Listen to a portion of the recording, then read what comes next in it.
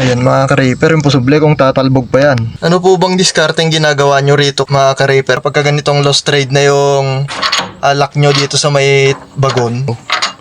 Ayun no, lost trade na. Kapag hindi ito nalagyan ng lock, tumataas po yung koneto cover. Subukan ko pong lagyan siya ng lock rito. Ba sakaling okay. Dito ko po siya ilalagay sa may hawakan. Tapos i-clip ko rito. Tapos totornilyuhan na lang siguro po o ba sakaling pwede.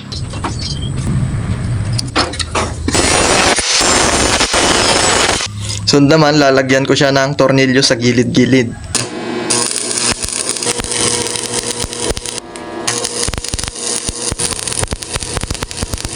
Ayan mga ka-reaper, nilagyan natin ng tornilyo sa gilid-gilid niya. Ayan mga ka-reaper, para hindi sumama yung ikot netong isa, pagka hinihigpitan na, tanggalin natin yung thread netong dito sa may taas. Ayan mga ka-reaper, hindi nasasama yung isa pag hinihigpitan tong nasa baba mga ka-reaper. Okay na yan kapag kaganyan. Susunod naman natin gawin, lagyan natin to ng lock para kapag hinigpitan, hindi siya dudulas.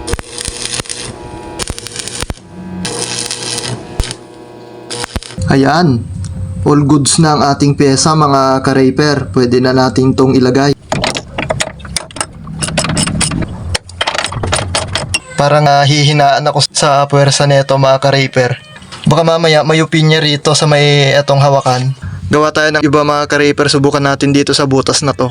Sukatin natin yung butas mga ka-reaper kung gaano kalalim.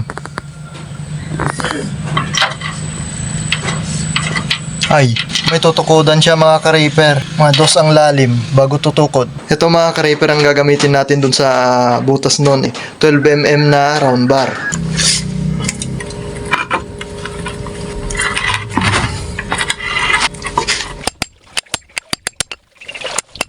Ayan, nabaluktot na natin mga ka-reaper. Bukan natin kung papasok. Ay, butas. Ay, ayaw. Makapal yung chassis niya ata mga ka-reaper. Sukatin natin kung gaano kakapal. Aha. Ayun.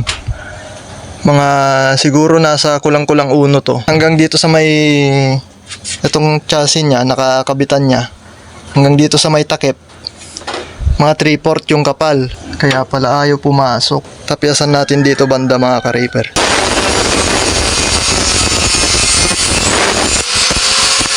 Ayan. Natapyasan na natin mga ka-reaper, ganyan. Subukan natin kung papasok. Ayaw. Ayaw talaga pumasok mga ka-reaper. Subukan nating ibukas yung bagon niya. Ayan, bukas na yung bagon niya mga ka-reaper. Subukan nating ipasok naman.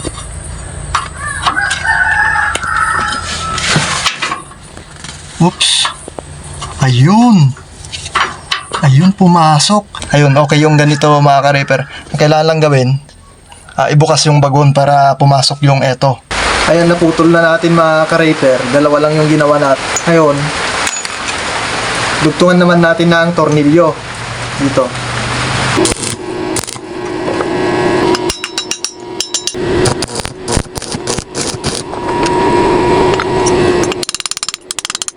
Ayan, tapos na natin gawin mga ka-reaper. Ilagay naman natin.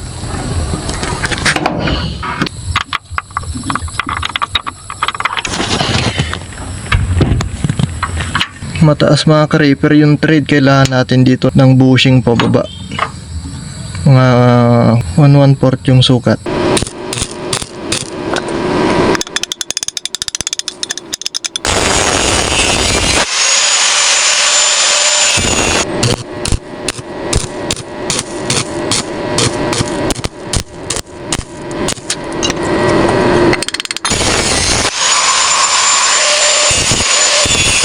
Ayan, pintura na lang yung kulang mga ka-reaper. Pinturahan natin.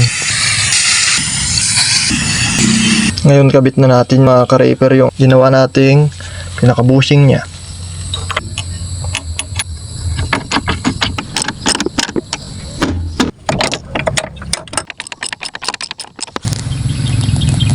Ayan mga ka-reaper, imposible kung tatalbog pa yan. Sa palagay ko okay naman na to. Hanggang dito na lang mga ka-reaper. Salamat sa panonood.